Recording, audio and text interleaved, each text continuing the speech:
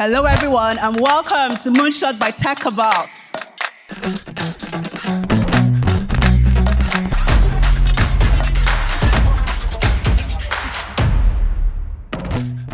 Okay, so we're also going to welcome Tomiwa Aladekomo, who is the CEO of Big Cabal Media and the reason that we're all here today. So please join me in welcoming Tomiwa Aladekomo for his opening remarks. Louder, louder, louder. Thank you. Good morning, everyone. Thank you for joining us here at Moonshot today. Welcome. My name is Tomiwa Aladekomo. I'm the CEO of Big Cabal Media. We're the publisher of the youth publication Zikoko, which publishes some of the most interesting content about young people in Nigeria. We are also the publisher of Africa's most important tech publication, TechCabal. We've been covering the business and impact of technology for a decade now. We actually turned 10 earlier this year. This is the first ever Moonshot by TechCabal, a bold new conference that we've put together especially for every single one of you here.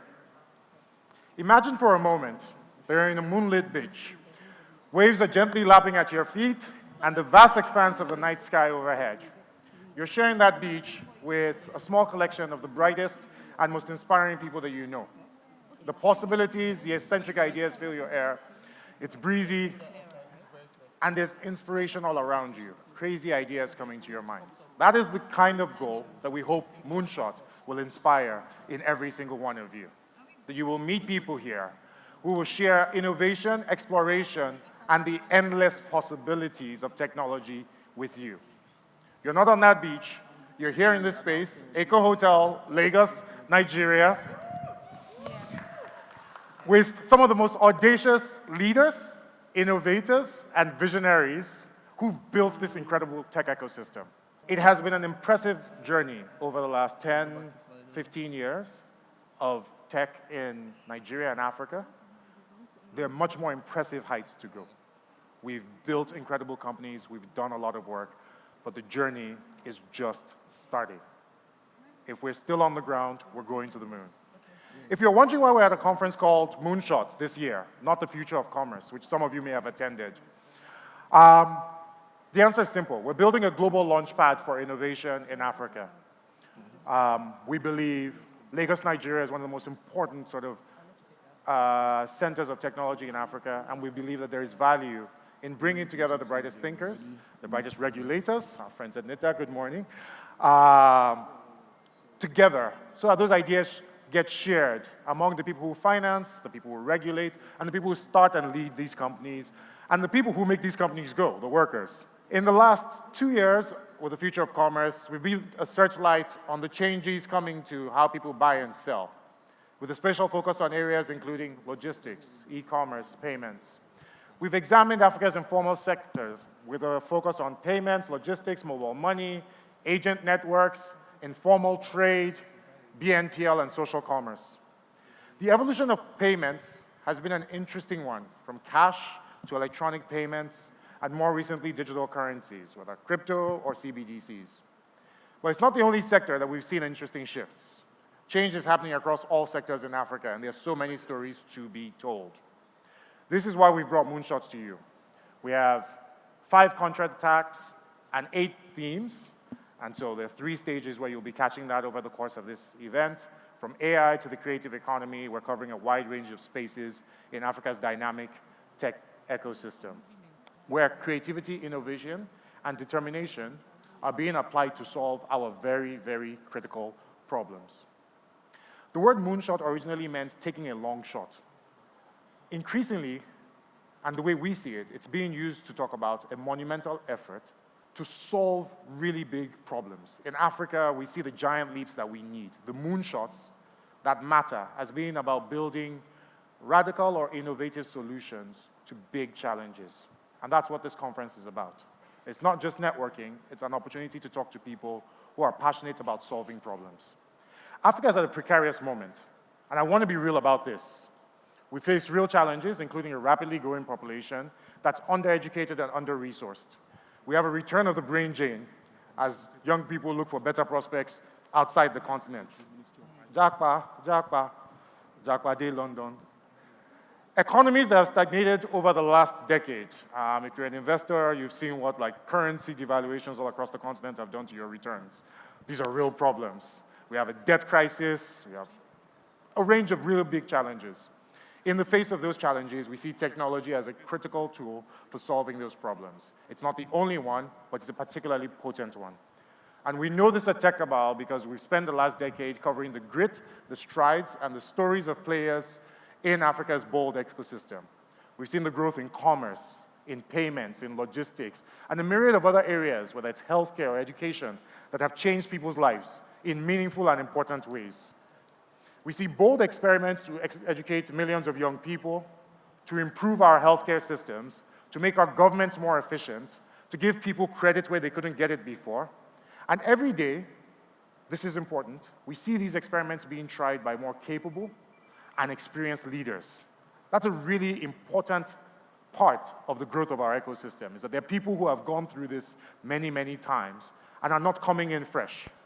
We've seen billions of dollars in investment come into the continent. We start to see that capital start to get returned. So we're seeing our first exits. We have no doubt that those waves of exits are going to grow bigger.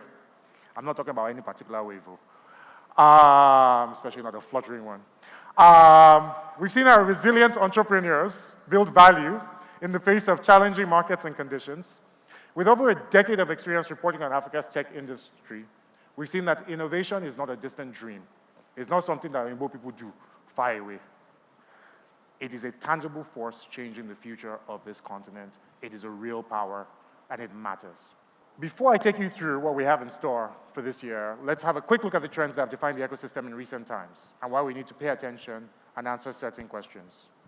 In the face of a global funding downturn, global inflation, struggling economies across Africa and the world, and layoffs, so many layoffs that have hit the tech ecosystem, 2023 is a tough year for optimism. But in spite of that pessimism, it's been a really interesting year. There are a lot of things that actually hold quite a bit of promise for African tech.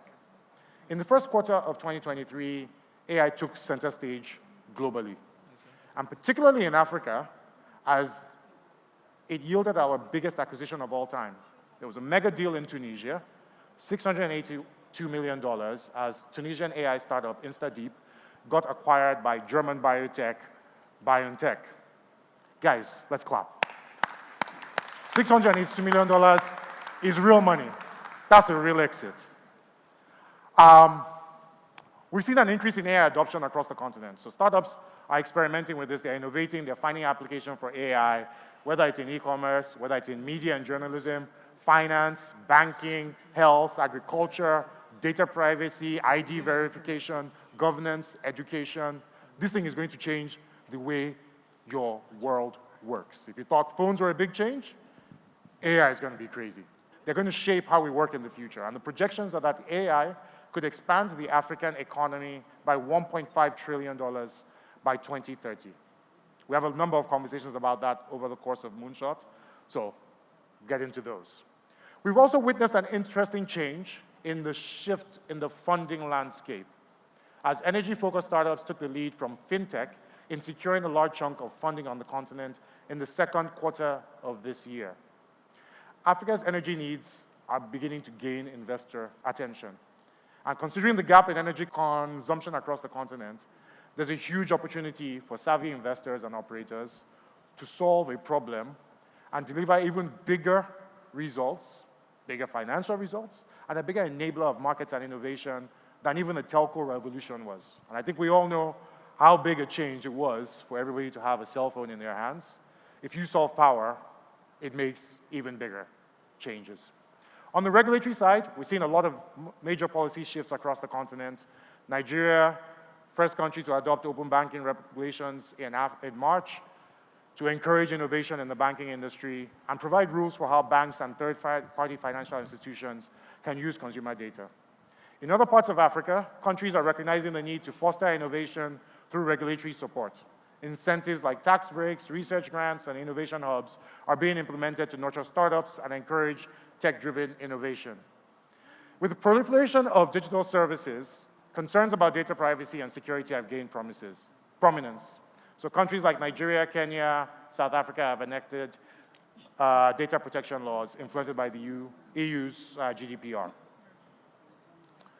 We brought together regulators and policymakers, including Nigeria's new Minister of Communications, Innovation, and Digital. Welcome, Dr. Bosun Tijani. Thank you for joining us. He'll be talking to us about his plans, initiatives, and policies aimed at fostering innovation, accelerating digital transformation, and growing Nigeria's tech industry. We also have the Director General of NIDA joining us today. But along with these, we have a number of very, very critical people joining us. Ladies and gentlemen, thank you so much for joining us at Moonshot by TechCabal. It's great to have you.